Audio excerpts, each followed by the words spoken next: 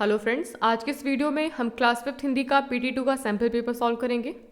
आपके पेपर का सबसे पहला पार्ट है पठन, जिसके अंदर आपको एक गद्यांश दे रखा है। गद्यांश को पढ़ना है, अंडरस्टैंड करना है, फिर जो क्वेश्चन दे रखे हैं उसका आंसर आपको गद्यांश के अंदर से करना है। आपके सामने प्रश्न है, निम्नलिखित गद्यांश को पढ़कर उत्तर दीजिए।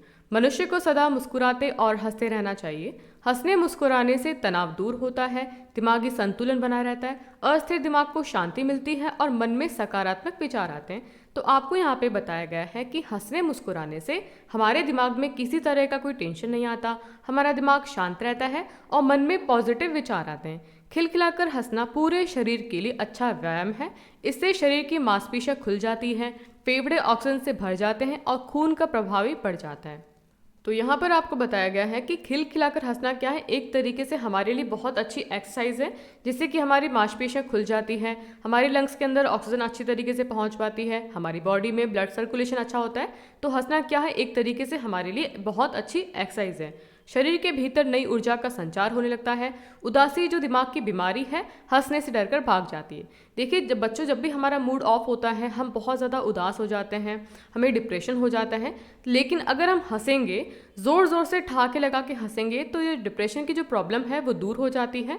इस तरह हंसना तन तथा मन दोनों के लिए फायदेमंद है। तभी तो सुबह सवेरे पार्कों में हजारों लोग छोटे छोटे घेरे बनाकर हा हा करते हंसते नजर आते हैं। आजकल हंसने को चिकित्सा के तौर पर भी इस्तेमाल किया जाता है। धरती पर मनुष्य ही एक ऐसा प्राणी है जो मुस्कुरा और हंस सकता है। तो फिर क्यों ना कुदरत की इस नियामत का मजा लें, आओ हंसे और हंसाएं। तो बच्चों, इस गद्यांश में आपको हंसने का महत्व के बारे में बताया गया कि हंसना हमारी बॉडी और ब्रेन दोनों के लिए बहुत ही ज़्यादा इंपॉर्टेंट है। हंसने से हमारी दिमाग की जो बहुत सारी प्रॉब्लम है वो दूर होती है, हमारे दिमाग में अच्छे पॉजिटिव विचार आते हैं। और आपको यहाँ बताया गया है कि केवल धरती पे मनुष्य एक ऐसा प्राणी है जो कि हंस सकता है, मुस्कुरा सकता है। बाकी इस दुनिया में कितने भी जानवर हो, कुछ भी हो, वो ना तो हंस सकते हैं ना ही मुस्कुरा सकते हैं। तो अगर हमारे पास में हंसने और मुस्कुराने की पावर है तो हमें इसको यूज़ करना चाहिए, खुद भी हंसना चाहिए और दूसरों को भी हंसाना चाहिए। अब आपको गद्यांश में से प्रश्न पूछे जा रहे हैं। पहला प्रश्न है, हंसने मुस्कुराने से क्या होता है? तो इसका उत्तर होगा, हंसने मुस्कुराने से तनाव दूर होता है, दिमागी संतुलन बना रहता है, अस्थिर दिमाग को शांति मिलती है और मन में सकारात्मक विचार आते हैं। अगला प्रश्न है, खिलखिलाकर हंसना किस तरह से एक अच्छा व्यायाम है और क्यों?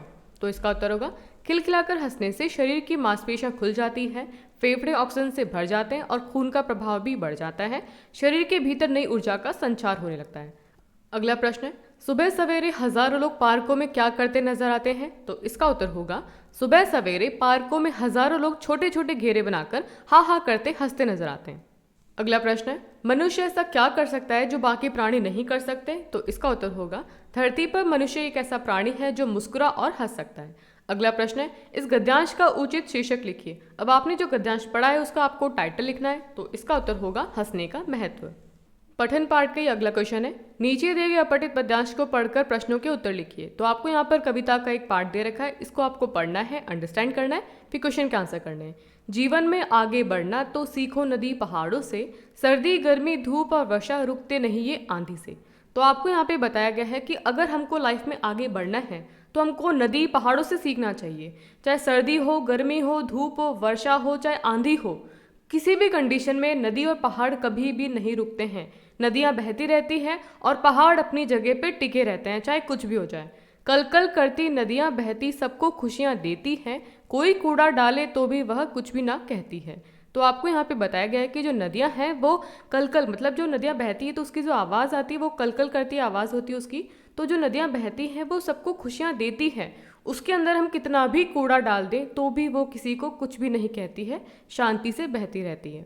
अपने निर्णय पे अटल सदा खड़ा है पर्वत राज, हवा आंधिया तूफान आए कभी ना हिलता उसका ताज। यहाँ पे पर्वत के बारे में बताया गया है कि पर्वत ने निर्णय ले लिया है कि वो यहाँ पे खड़ा रहेगा, तो वो अपने निर्णय पे अटल है। अब चाहे किसी भी तरह की कोई कंडीशन हो, चाहे आंधी हो, तूफान हो, वो यहाँ से नहीं हिलने वाला। तो हमको अगर अपने जीवन में आगे बढ़ना है तो नदी और पहाड़ से सीखना चाहिए, क्योंकि किसी भी परिस्थिति में वो हार नहीं मानते, वो आगे बढ़ते जाते हैं और अपने निर्णय पे अटल हैं। अभी जो आपने कविता पढ़ी है उसमें से प्रश्न पूछे जा रहे हैं। पहला प्रश्न है, आगे बढ़ने के लिए हमें किससे शिक्षा लेने के लिए कहा गया है? तो इसका उत्तर होगा, आगे बढ़ने के लिए हमें नदी पहाड़ों से शिक्षा लेने के लिए कहा गया है। अगला प्रश्न है, धूप का विलोम शब्द लिखिए। तो धूप का विलोम शब्द होगा छाँव।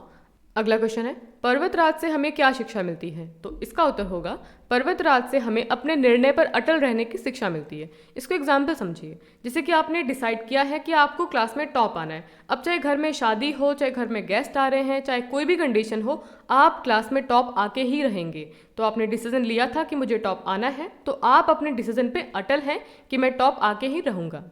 अगला क्वेश्चन है, दिए गए शब्दों के समान तुक वाले शब्द कविता में से छांट कर लिखिए। अब आपके सामने यहाँ पे दो शब्द दे रखे हैं, नदियाँ और राज। अब आपके इनको समान तुक वाले शब्द लिखने हैं। समान तुक का मतलब होता है राइमिंग वर्ड। तो आपको यहाँ पे कविता में से इनका राइमिंग वर्ड ढूंढ के लिखना है। आपके सामने शब्द है नदियाँ और राज, तो ये आपके सामने कविता है। नदियाँ, खुशियाँ, तो ये नदियाँ का राइमिंग वर्ड क्या हो जाएगा? खुशियाँ। और यहाँ पर है राज, तो इसका राइमिंग वर्ड हो जाएगा ताज। तो इसका आंसर लिख लेते हैं हम, नदियाँ का खुशियाँ और राज का ताज। अगला प्रश्न है, पर्वत का पर्यायवाची शब्द है। अब आपको बताना है कि जो ऑप्शन दे रखे हैं इनमें से पर्वत का पर्यायवाची शब्द कौन सा है। आपके सामने ऑप्शंस है सरिता, अंबुज, दिनकर या फिर गिरी। तो इसका आंसर होगा हमारा ऑप्शन नंबर 4 गिरी, क्योंकि सरिता नदी का पर्यायवाची शब्द है, अंबुज कमल का पर्यायवाची शब्द है और दिनकर सूर्य का पर्यायवाची शब्द है। आपके पेपर का अगला पार्ट है लेखन, जिसमें आपसे पोयम और चैप्टर में से क्वेश्चन पूछे जा रहे हैं। पहला प्रश्न है, अंधेर नगरी की प्रजा राजा के मरने पर खुश क्यों हुई? तो इसका उत्तर होगा, अंधेर नगरी की प्रजा राजा के मरने पर इसलिए खुश हुई क्योंकि उस राजा की जो राज व्यवस्था थी वो ठीक नहीं थी। अगला प्रश्न है, मेडल से चूड़ियाँ बनवाने पर दादी ने बुआ को महामूर्ख क्यों कहा? तो इसका उत्तर होगा, मेडल से चूड़ियाँ बनवा लेने पर दादी ने बुआ को महामूर्ख इसलिए कहा क्योंकि वह मेडल स्वामी के दादाजी को एमए करने पर मिला था। वह उनकी सफलता की निशानी था, लेकिन बुआ ने उसे तुड़वाकर चूड़ियाँ बनवा ली थी। देखिए बच्चों, अगर हमें हमारे अचीवमेंट के लिए अगर मेडल मिलता है तो वो हमारे सफलता की निशानी होता है कि हमने उसके लिए कितनी मेहनत की होगी, कितनी पढ़ाई की होगी। लेकिन जो बुआ थी उन्होंने क्या किया कि मेडल को तुड़वाकर चूड़ियाँ बनवा ली, क्योंकि उनको ये समझ नहीं आया कि ये जो निशानी है वो तो हमको हमारे पास में हमेशा रखनी चाहिए, ताकि हमको पता चले कि दादाजी ने उसके लिए कितनी ज़्यादा मेहनत की होगी। लेकिन बुआ जी ने तो क्या किया, चूड़ियाँ बनवा दी, इसीलिए दादी ने बुआ जी को महामूर्ख कहा। अगला प्रश्न है, घायल तितर को बचाने के लिए बिशन को किस तरीके की परेशानियां हुई? तो इसका उत्तर होगा, घायल तितर को बचाने के लिए बिशन को कांटेदार झाड़ियों के रास्ते से जाना पड़ा। वह घुटनों के बल चल रहा था, जिस कारण उसके हाथ पांव में कांटे भी चुभ गए थे। वह काफ़ी देर तक दौड़ता रहा, जिससे उसकी कमीज पसीने से गीली हो गई, वह फट भी गई थी। तो देखिए बच्चों, तीतर को बचाने के लिए बिशन को बहुत सारे मुश्किलों का सामना करना पड़ा। आपके पेपर का अगला पार्ट है व्याकरण, जिसके अंदर आपको पहला प्रश्न दे रखा है विलोम लिखो। अब आपके सामने यहाँ पर शब्द है मनपसंद, इसका आपको विलोम शब्द लिखना है, तो इसका आंसर क्या होगा? नापसंद। अगला प्रश्न है मुहावरे का अर्थ लिखो। अब आपके सामने मुहावरा है आंख मूंदना, इसका आपको अर्थ लिखना है, तो इसका उत्तर होगा नज़रअंदाज करना या ध्यान न देना, मतलब कि इग्नोर करना।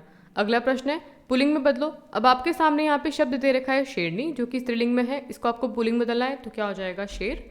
अगला प्रश्न है निम्न वाक्यांश में क्रिया शब्द को रेखांकित कीजिए। तो आपके सामने वाक्यांश है, हमें बिजली तथा पानी की बचत करनी चाहिए। अब आपको इसके अंदर क्रिया शब्द को रेखांकित करना है। देखिए बच्चों, क्रिया शब्द का मतलब होता है कि जब हम किसी वाक्य को पढ़ते हैं तो हमको उस वाक्य के अंदर ऐसे कुछ वर्ड का पता चलता है जहाँ पे कुछ काम हो रहा है। जैसे कि आपके सामने वाक्यांश है, हमें बिजली तथा पानी की बचत करनी चाहिए, तो यहाँ पे क्रिया शब्द क्या होगा? बचत करनी चाहिए, क्योंकि यहाँ पे क्या किया जा रहा है? पानी और तथा बिजली की बचत की जा रही है। अगला प्रश्न है जोड़कर लिखो। अब आपके सामने यहाँ पे दे रखा है विद्या प्लस आलय, तो इसका क्या हो जाएगा? विद्यालय। आपके पेपर का अगला पार्ट है रचनात्मक लेखन, इसमें आपसे प्रश्न पूछा जा रहा है अंधेर नगरी के बारे में 5 लाइनें लिखो। तो आपको यहाँ पर अंधेर नगरी के बारे में लिखना है। तो पहली लाइन होगी, अंधेर नगरी की सड़कें चमचमाती रहती थी। अगली लाइन है, अंधेर नगरी के बाजार में सभी चीज़ें टके सेर मिलती थी, मतलब कि जो अंधेर नगरी थी उस मार्केट में सारी की सारी चीज़ें एक ही कॉस्ट में मिलती थी। अगली लाइन होगी, अंधेर नगरी में मूर्ख राजा के कारण राजकाज अव्यवस्थित था। अगली लाइन है, अंधेर नगरी में किसी के दोष की सजा किसी और को मिलती थी, मतलब कि गलती किसी और ने की, सजा किसी और को मिलती थी, ऐसा मूर्ख राजा था वहाँ का। और हमारी लास्ट लाइन होगी, अंधेर नगरी में मूर्ख राजा के कारण प्रजा बहुत दुखी थी, ऐसे राजा से प्रजा मुक्ति चाहती थी, मतलब ऐसे राजा से वो छुटकारा चाहती थी जहाँ पर इतना मूर्ख राजा था। आपके पेपर का अगला पार्ट है वर्तनी, जिसके अंदर आपसे प्रश्न पूछा जा रहा है सही शब्दों में गोला लगाओ। अब आपके सामने यहाँ पे शब्द दे रखे हैं और इनको आपको सही शब्द पे गोला लगाना है। पहला शब्द है दायित्व, ये भी दायित्व है और ये भी दायित्व है, लेकिन जो हमारा सही शब्द है वो ये वाला होगा, क्योंकि दायित्व के अंदर यह के ऊपर छोटी ई की मात्रा आएगी। अगला शब्द है समस्या, ये भी समस्या है और ये भी समस्या है, लेकिन जो सही शब्द है वो ये वाला होगा। अगला शब्द है बुजुर्ग, ये बुजुर्ग है और ये बुजुर्ग है, लेकिन जो सही शब्द होगा वो ये वाला होगा, क्योंकि जब हम बुजुर्ग बोलते हैं तो ज के नीचे ऊ की मात्रा आएगी। अगला शब्द है आँख। ये भी आँख है और ये भी आँख है, लेकिन जो हमारा सही शब्द है वो ये वाला होगा क्योंकि आ के ऊपर चंद्र बिंदु आएगा। अगला शब्द है हमारा पर्यावरण। ये भी पर्यावरण है और ये भी पर्यावरण है, लेकिन जो हमारा सही शब्द है वो ये वाला होगा क्योंकि यहाँ पर या के ऊपर र की मात्रा आएगी। तो देखिए बच्चों, आज की वीडियो में हमने आपका हिंदी के सैम्पल पेपर को सॉल्व किया। आई होप ये वीडियो आपके लिए बहुत ही ज़्यादा इंपॉर्टेंट होगा। वीडियो अच्छा लगा है तो वीडियो को लाइक करना है, दोस्तों के साथ शेयर करना है और चैनल पे नए हैं तो चैनल को सब्सक्राइब करें। Thanks for watching.